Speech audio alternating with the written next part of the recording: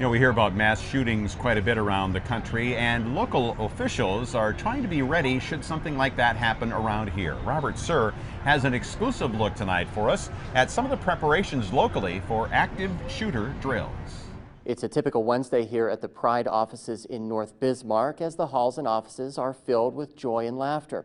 But later this afternoon, those same hallways will be filled with yelling and screaming and everything else that goes along with a mass shooting. That's because Heartland Consulting is here to conduct an active shooter exercise. But putting one of these on isn't exactly an easy task and can take over 40 hours of planning alone. When we come on scene to do a full event or full exercise, we might spend half the day or more just setting up, getting everything staged, getting the smoke machines in place, getting weapons in place that shoot blanks, makeup on the victims to make them look realistic. You know, the list just kind of goes on and on. It's a multi-step process that sometimes involves building a simulated city to show where emergency responders will be positioned. Before each drill, employees triple check their weapons, supplied to them by Hollywood, to make sure they are filled with nothing but fake ammo or blanks. Then it's on to makeup, which can range from gunshot wounds and broken legs, all the way to shards of glass sticking out of people's faces.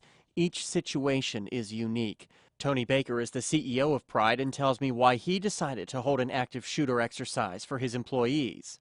The reality is the world we live in has changed, and violence in the workplace and active shooters are just one of the things we have to deal with now, and we want to be prepared in case we ever have a situation like that.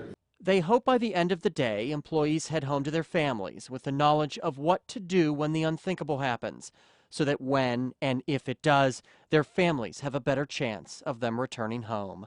Reporting for KX News, I'm Robert Suhr.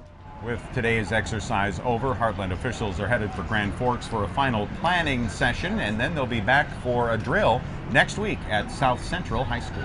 Yeah, some pretty real stuff there.